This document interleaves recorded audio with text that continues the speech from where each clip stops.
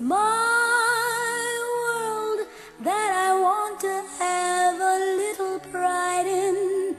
My world, and it's not a place I have to hide in. Life's not worth a damn till you can say I am what I am. The next speaker that we're going to have is going to be Cearbhall from SWAI, which is the Sex Workers Alliance of Ireland, and they're going to be talking more about the rights of sex workers and the rights of the trans community. Let's go.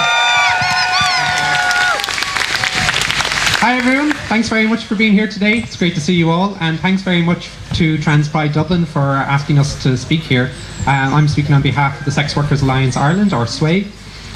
We really appreciate that Trans Pride Dublin is marking the links between trans rights and sex worker rights, and also with abortion rights. And all three issues have a huge amount in common. They all follow the same themes of bodily autonomy and face a lot of the same problems in terms of patriarchal attitudes, paternalistic attitudes towards people's bodies, and the assumption that authority figures in various different arenas can decide for people better than themselves what is best for their body, what is best for them and their lives. The same thing happens to trans people, the same thing happens to people who are pregnant, the same thing happens to sex workers.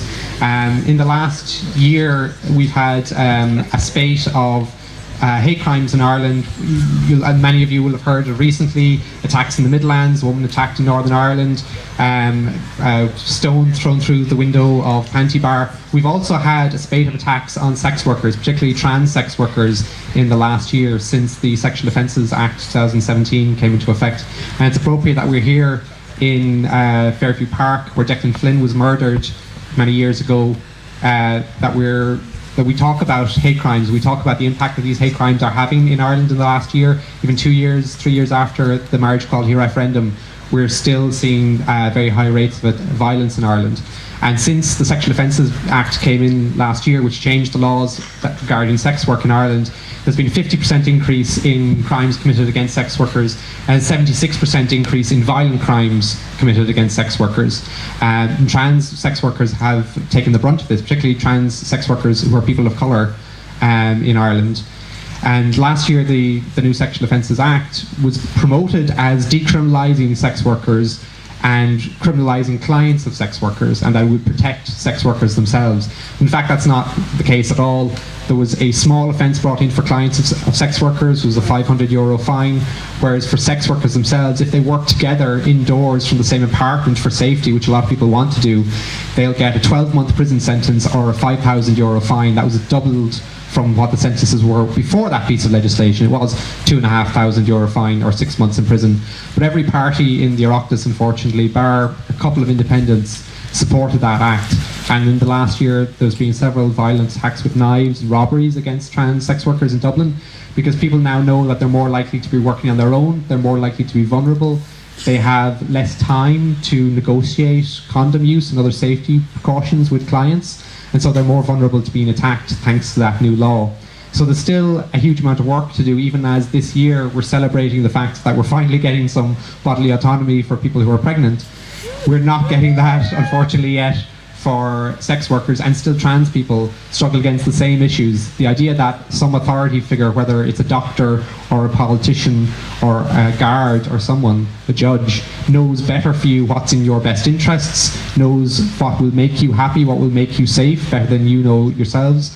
It's the same issue that's facing people in reproductive health campaigns, in trans rights campaigns, and in sex worker campaigns. So we really appreciate being here to talk to you about that today, and to talk about the violence that trans sex workers in Ireland are experiencing. We hope that you will stand with us in solidarity and help us fight against that. Next year, just as there was a review process for the Gender Recognition Act that happened this year, there will be a review process next year on the Sexual Offences Bill, and we'll be campaigning to overturn the criminalisation of sex workers in those laws. And we would ask you also to keep in mind, when people talk about providing exit strategies for sex workers, or talking about providing services for trans people, those services and supports need to be designed around the input of the people who are going to be using those services themselves, not other people who have an opinion about what would be best for them. When it comes to trans healthcare, we have to listen to trans people. When it comes to supports for sex workers, we need to listen to sex workers, not to other people who have opinions about sex workers or trans people. And it's no coincidence that an awful lot of the people who campaign very vocally and very aggressively against trans rights also campaign vocally and aggressively against sex workers' rights, because really what they're against is bodily autonomy. They're against people getting to decide what to do with their own bodies and their own lives. And the solutions that are put forward, they're not the kind of things like free, accessible, comprehensive healthcare for trans people, so that trans people don't feel forced into sex work in order to be able to afford good healthcare. Or they mean giving people free education, not putting third-level fees that make it harder for people to get an education, or allowing rent prices to go up so much that people are forced out of their homes or are made homeless by a law that says two sex workers can't be together to keep each other safe and are kicked out of their apartment by their landlord in the middle of a housing crisis.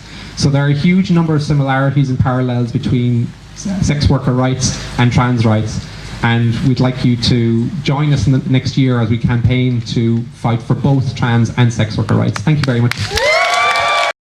My world that I want to have a little pride in. My world, and it's not a place I have to hide in. Life's not worth a damn till you can say I am.